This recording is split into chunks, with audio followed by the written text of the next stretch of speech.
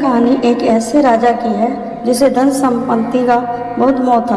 वह इतना लालची हो गया था कि अपनी प्रजा के दुख दर्द को अनदेखा करने लगा। लेकिन समय ने उसे एक ऐसा पाठ पढ़ाया जिससे उसकी सोच और जीवन दोनों बदल गए।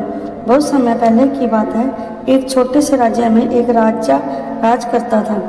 उसका नाम था राजा मदन सिंह। शुरुआत में राजा न्यायप्रिय और दयालु था, लेकिन धीरे धीरे उसे धन का लालच लग गया। अब उसका हर निर्णय इस सोच से प्रभावित होता था कि उसे और ज़्यादा धन कैसे मिलेगा। राजा ने अपने महल को सोने चांदी से सजवाया। हर कोने में बहुमूल्य पत्थर जड़े। उसने कर वसूली बढ़ा दी। किसानों, व्यापारियों और आम लोगों से वह तरह तरह के कर लेने लगा। राजा की तिजोरी दिन ब दिन भरती गई, लेकिन प्रजा भूखी, प्यास और दुखी होती चली गई। राजा के महल में रोज भव्य भोज होता, नृत्य गान होते, मगर महल की दीवारों के बाहर लोग भूखे पेट सोते। गरीब किसान अपनी फसल बेचते तो उसका बड़ा हिस्सा कर में चला जाता। बच्चे पढ़ाई नहीं कर सकते थे, अस्पतालों में दवा नहीं थी, लेकिन राजा को इससे कोई फर्क नहीं पड़ता। वह हर रोज दरबार में मंत्रियों से यही पूछता, आज खजाने में कितना बढ़ा और कहाँ से ज़्यादा कर वसूला जा सकता है। मंत्री धीरे धीरे डरने लगे थे। कोई भी राजा को सच्चाई नहीं बताता था, बस हर बात पर जी महाराज कहकर सिर झुका देते। एक दिन राज्य में एक साधु आए। उन्होंने पूरे नगर की दुर्दशा देखी। भूखे बच्चे, टूटे मकान, बीमार वृद्ध लोग उनसे आशीर्वाद मांगते और शिकायत करते, महाराज हमारे राजा को सद्बुद्धि दीजिए, वह बस सोना इकट्ठा कर रहा है, हम जैसे गरीबों को देखता भी नहीं। साधु को बहुत दुख हुआ। उन्होंने तय किया कि वे राजा से मिलेंगे। साधु महल पहुंचे। राजा को उनके आने की सूचना मिली तो वह बहुत खुश हुआ। उसे लगा कोई संत आशीर्वाद देने आया है। राजा ने साधु को सोने का आसन दिया, फल मेवा परोसा और कहा, स्वागत है साधु महाराज, कहिए क्या सेवा कर सकता हूँ।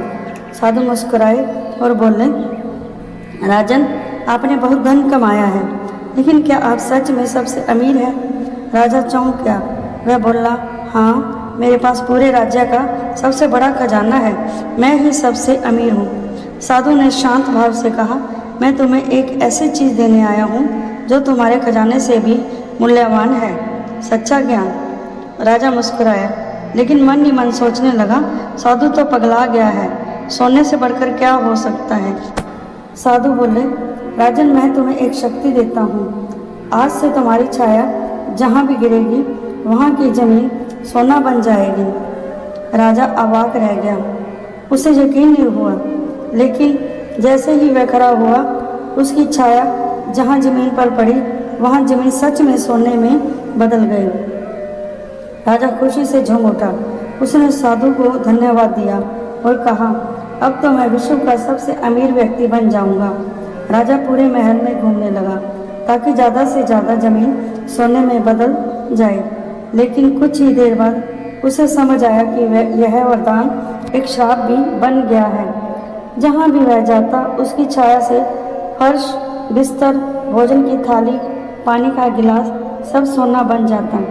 अब वह न खा सकता था, न पी सकता था, न आराम कर सकता था। उसकी नींद छीन सी गई। राजा भूख से तड़पने लगा, पानी पीना चाहता था, लेकिन जैसे ही हाथ बढ़ाता छाया गिरती और पानी सोने का हो जाता। उसे अब एहसास हुआ कि सोना खाना नहीं बन सकता। 3 दिन तक राजा बिना खाए पिए बहुत दुखी रहा। उसे अपने पुराने दिन याद आए जब वह प्रजा से प्रेम करता था, जब लोग उसके नाम की जय जयकार करते थे। अब उसके पास सब कुछ था, लेकिन फिर भी कुछ नहीं था। उसने साधु को ढूंढने का आदेश दिया।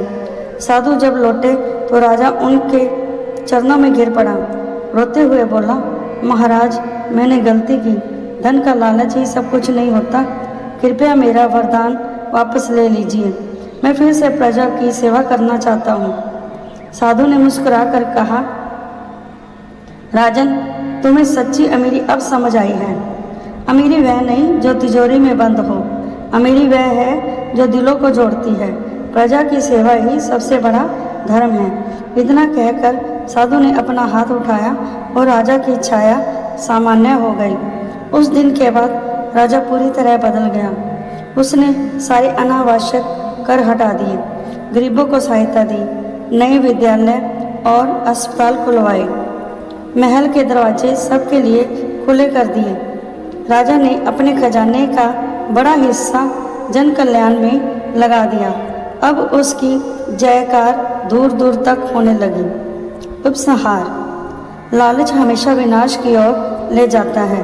असली सुख दूसरों के जीवन में खुशियां लाने में है, न कि तिजोरियों को भरने में। यह कहानी हमें यही सिखाती है कि सच्ची अमीरी धन में नहीं, करुणा, सेवा और संतोष में होती है। सीख: धन एक साधन है, लक्ष्य नहीं। यदि धन से किसी का भला हो सके तो कहीं वही सच्ची पूंजी है।